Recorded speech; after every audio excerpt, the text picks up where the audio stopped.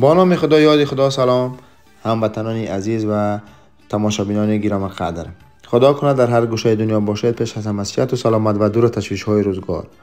و سلسله برنامه های ما از شهرهای آلمان ادامه دارد و در این برنامه میخوام شما را به یکی از شهرهای بزرگ و خیلی هم زیبا و دیدنی آلمان ببرم. یعنی این هم باشد شهری کیلن. شما دوستان عزیز لایک ها و کامنت های خود را بگذارید. ما شروع میکنیم به برنامه. شهر کیلن یکی از شهرهای کلانترین آلمان به حساب می رود. در ایالت رین وستفالی شمالی جایگیر شده است. شهر کیلن از نگاه نفوذ اهالی باشد چهارمین شهر کلانی آلمان حسابیده می شود و از نگاه کلانی و مساحت باشد سومین شهر بزرگ آلمان است. شهر کیلن اینچنین که از کلانترین مرکزهای اقتصادی و فرهنگی کشور آلمان به حساب می رود. غیر از این شهر کیلن کلانترین مرکز اهالی را داراست. مثلا در خود شهر 2 میلیون اهالی و نفوذ زندگی می کند و با اطرافش باشد 10 میلیون نفر را در بر می گیرد. شهر کیلن یکی از قدیمترین شهرهای آلمان است و در تاریخ اروپا در طول موجودیت خود که از دورانهای روم برمی آید نقش مهمی بازیده است. کیلن با معبد اساسی خود کاتدرای کیلن یا کلیسای کیلن یکی از کلیساهای اساسی کاتولیکی آلمان به حساب می رود و خیلی هم مشهور هم است که شما در نوارهای خود می بینید. چنانچه گفتیم یکی از شهرهای بزرگ آلمان به حساب می رود شهر کیلن و نفوذ اهالی این شهر تقریبا 84% یا 84% را خود آلمانی ها تشکیل می دهند و 16% یا 16% دیگرش را باشد غیر آلمانی ها. و در اینجا چندین دین های دیگر هم فعالیت دارند، از نگاه کاتولیکی، اتئیستی، مثلا مسلمان ها، غیر مسلمان ها و دیگر دین های مختلف در این شهر فعالیت دارند. دوستان عزیز، شهر کیلن را از بینش دریای میگذرد با نام دریای رین که شهر را دو تقسیم میکند و چنانچه که در تصویرهای خود میبینید این همان دریا است و تمام ماستها و پلهای هوایی که ساخته شدن محض در بالای همین دریا به استفاده داده شده است. از نگاه ارکیتکتور و ساختمانی شهر خیلی هم زیبا و دیدنی هم است. از همین لحاظ خیلی در کوچه های شهر گردشگران و یا سیاحان یا توریستان دیدن ممکن است و از این لحاظ شهر کیلن که از شهرهای توریستی آلمان نیز نامیده می شود. از حسابی اسپورت و ورزش باشد شهر کیلن خیلی هم شهر اسپورتی به حساب می رود. محض در این شهر دو تیم آوازداری آلمان که در فوتبال خیلی هم مشهور هم هستند فعالیت دارند. این هم باشد تیم فوتبالی کیلن و تیم فوتبالی فورتونا. و در اطراف شهر کیلن باشد نزدیکی شهر لیورکوزن تیم فوتبالی بایر 04 که امسال قهرمانی فوتبالی آلمان شد در آنجا فعالیت و بازی های خانگی خود را در اطراف شهر کیلن برگزار می کند. ساحه نقلیات و ترانسپورت در این شهر خیلی خوب به راه مانده شده است، از قبیل زمینی، هوایی و دریایی. تمام ساحه های نقلیات کار و فعالیت می کنند و در اطراف شهر کیلن باشد دوستان عزیز فرودگاه بین المللی نیز فعالیت می کند که شما می توانید از این فرودگاه بین المللی به تمام نقاط جهان پرواز کنید. مثلا از شهر کیلن می توانید شما به شهر مسکو روسیه، به شهر پاریس فرانسه، به شهر لندن انگلستان، به شهر نیویورک آمریکا و دیگر شهرهای مختلف جهان پرواز داشته باشید. دوستان گفتنمون در یک سال تقریبا از 6 تا 8 میلیون مسافر از این شهر گذر میکنند و ساحه اساسی نقلیات بارکشانی باشد محض از کشتی ها بین دولت های هلند، آلمان و فرانسه رفت و برگشت دارند. کشتی های مسافربری نیز در این قلمرو دیده می شود و خیلی هم خوب رشد کرده است. در شهر کیلن باشد دوستان عزیز دارای شبکه مواصل نقلیاتی جمعیتی بوده، زیاده از 50 کیلومتر راه زیرزمینی راه آهن سبک دارد. برای سیاحان در هر شهر 2 خطسری اتوبوس های اکسکورسی سیتی تور با دستور اودیویی با زبان‌های آلمانی، انگلیسی، هلندی، ژاپنی، روسی، ایتالیایی، اسپانیایی، فرانسوی، چینی و سوئدنی نیز موجود است. شهر کیلن دارای 9 ناحیه می باشد. دوستان عزیز، این هم بود کم معلومات درباره خود شهر کیال و سفر نوبتی ما از طریق ماشین صورت گرفت و ما میریم میده طرف شهر کیال و ببینیم که در این شهر چه چیزها ما را انتظار است و با هم دیگر بریم یک جای تماشا کنیم. و انا گفتن همون دوستان عزیز، با کانال ما سر بزنید، کانال ما را سابسکرایب کنید، با کانال ما ابونه شوید و با دوستان خود بفرستید. حتما لایک و کامنت را در زیر ویدیو با ما نوشته کنید و زنگوله دائمی رو برای همیشه فعال بسازید که تا که بیننده دیگر برنامه‌های ما نیز گردید. این قسمت اول برنامه شهر کیال می باشد. عزیزان، بریم با هم از نزدیک شهر کیال را تماشا کنیم. رفتیم. سلام دوستان عزیز، خوش آمدید به برنامه نوبتی. خدا کنه که در هر گوشه دنیا باشید، پیش از همه صحت و سلامت و دور از تشویش‌های روزگار. دوستان عزیز، ما سفری نوبتی داریم به یکی دیگر شهرهای آلمان و ما فعلا قرار دادیم در شاهراه ساربروکن طرفی کیال میرفتگی. دیگه گفتیم یک منظره زیبا اینجا ببینین و شما شریک بسازید و شما تماشا کنین این منظره زیبا را. این شاهراه های دو طرف جنگل، تپه، که نمیفهم بلندی ها اینجا بسیار دیده می شود و آن خواهد گفتم شما یک بار بیننده باشید. قشلاق های چی میگن؟ چی را بینین؟ قشلاق های آلمان ها یا قشلاق های دورده است که شما یکی از جاده های یا شاهراه های ساربروکن طرف کیال میرفتگی. دیگه وقتی شما را دیگه زیاد نمیگیرم و منتظر برنامه ها انشاءالله باشین. برنامه مکمل یا مفصل در کانال یوتیوب ما پخش میگردد، منتظر باشین دوستان.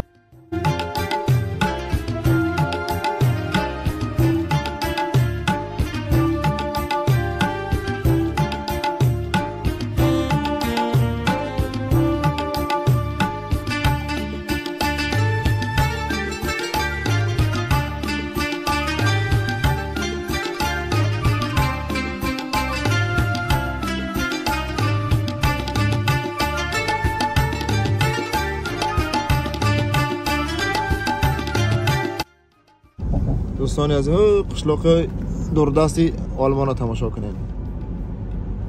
اونجا هم دریا بوده، اونجا لبلبی دریا قشلاق ها هستن. این طرف و طرف تپه ها و که ها، اگه که های بلند نه مثلا وای بوده است. این طرف هنگاه طبیعتی زیبا را بینید دوستان. اگه گفتی گپا ما را سیگه و کمک بر وقتتر اومدیم، یک ماه دو ماه بعد اگر یا که یک ماه بعد مقصد میمدیم خیلی هم سرسبزی و چی بیشتر میشید، خوبتر میشید. همه درخت ها گفتی که پا سوال میشیدن، گل میکنن، برگ درخت نمیشکنن. خب میریم دیگه طرف ها دوستان، با ما باشید.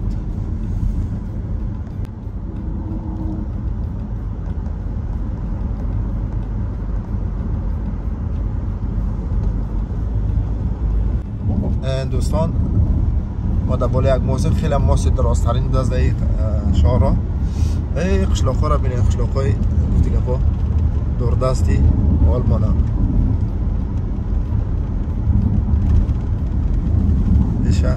راهی کلان ریمان رفته ایسا هست گفتی که پا سوای که ایسا ای کریش هاش معلومه ای طرف خوب نمیه، هم پیش خوبتر های شهری کدام شهره که نمیدونه یک شهر نه طرف لوکسمبورگ میرفتگی ایره.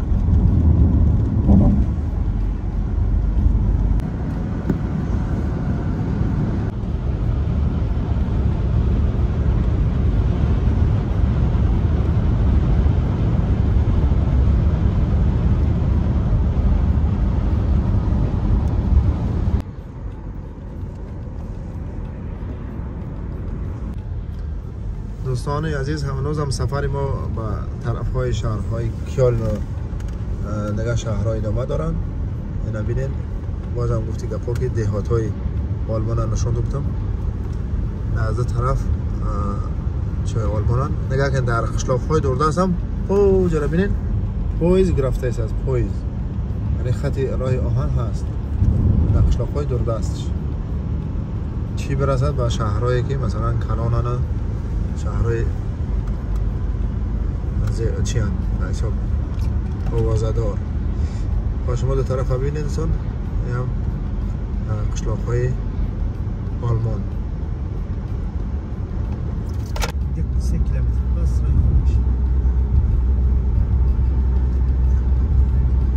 این دوستان ببینید قشلاق های فرانسه میگم قشلاق های آلمان ها قشلاق های خود مواره یگان زیادی کمی ندارن.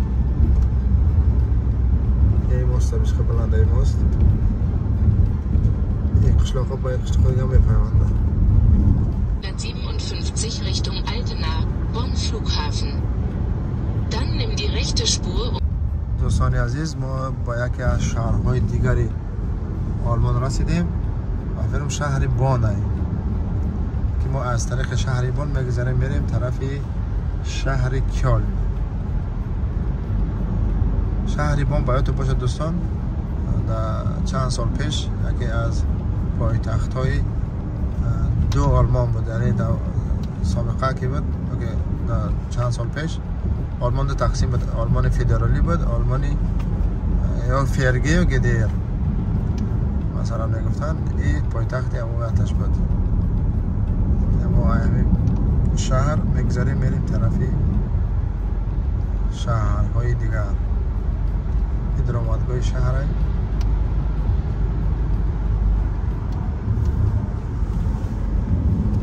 In einem Kilometer. Nimm die Ausfahrt rechts auf.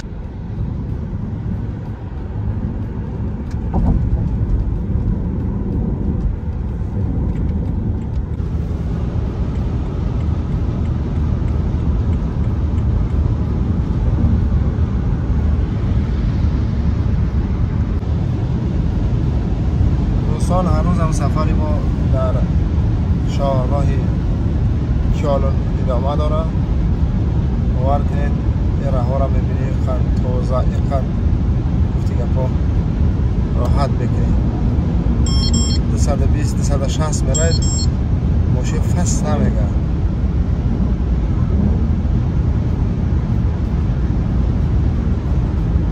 تمام شاهراه های آلمان ریمان رفته است، تعمیر رفته است. 4 پلاسه است، 3 پلاسه یه میگردگی یا پلاسه دو پلاسه شده. تمام کوچه و پس کوچه دا ریمان رفته است. کارون کردنیان چون پیشتر گفتیم تکنولوژی نوختی باید اسفالت رو علاش کنن تا 2027-28 اسفالتی که او دیگه با جمع نمیشه، او میکشه میگیرن. یعنی در بعضی جاش کردن اون طرفش موندگی ریمان رفته است. خلاص باید تمام آلمان اثر نوشاد شد اسفالتش.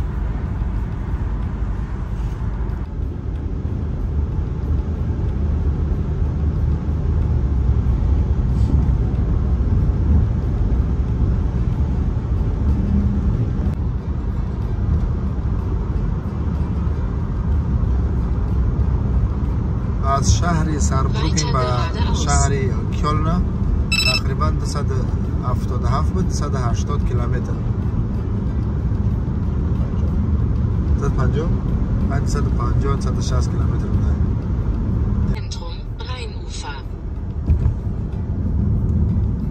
دوستان عزیز، مسافت بین شهر ساربروکن و کیلن قریب 250 260 کیلومتر بوده. eine Gesteuerte Messe, aber alle Chrono da Platz. Das ist schon mal abbiegen auf die Straße Goldgasse. شهر کیلن. دوستان عزیز، ما نزدیکی شهر کیلن رسیده شدیم. این طرف هم کدام دریای بدست دریای کلان.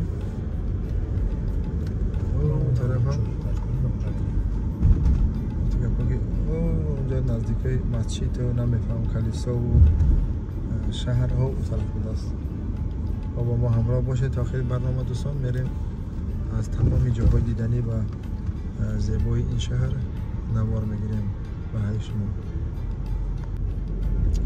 دوستان عزیز، ما با یکی از گوشه‌های شهر کیلن رسیدیم.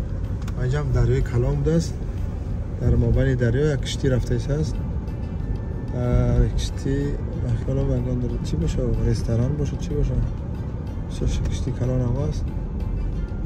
و این طرف هم ماستی کلانترین بگیم در کیان اینجا ساخته شده میده. این طرف هم خطهای ترین یا که همون چی بگیم پرویز که با دیگه سمت ها می روه. و دیگه این طرف Du näherst dich einem Bahnübergang. شهر. دوستان عزیز این هم گفتی گپا که تراموای شهری کیل. این طرف پیاده‌گردا و جاهای ویلیکسامورو قضیه سماکت ها. اون طرف جای رهی من گفتی گپا که تراموای. این هم ماستی پیشتر نگفتم این طرف شهر با اون طرف شهر میپیونده و اون کشتی هم از مابین دریا عبور کیس هست.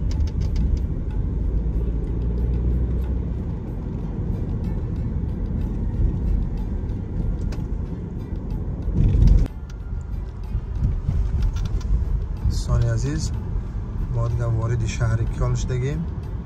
از این طرف ساختمان ها و راستکی اگر نگاه کنین یک کلیسای کلیسای سیاه به نظر میرسه که پیشش معلوم میشه همینجا.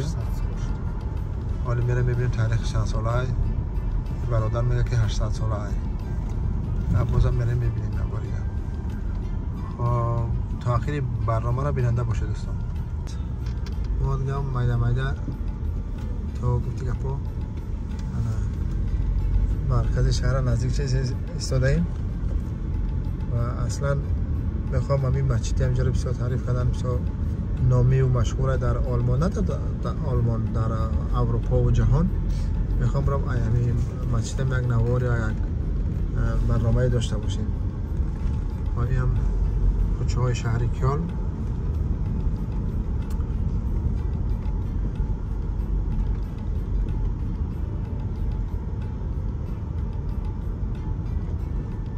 دوستان عزیز ما در دیگه کوچه ها هستیم در گفتی گپا شهر کیان. ما در لبی اصلا دریا هستیم، در لبی چی میگن نبرجنی شهر کیان و میریم طرف های دیگه کوچه ها و خیابان های شهر.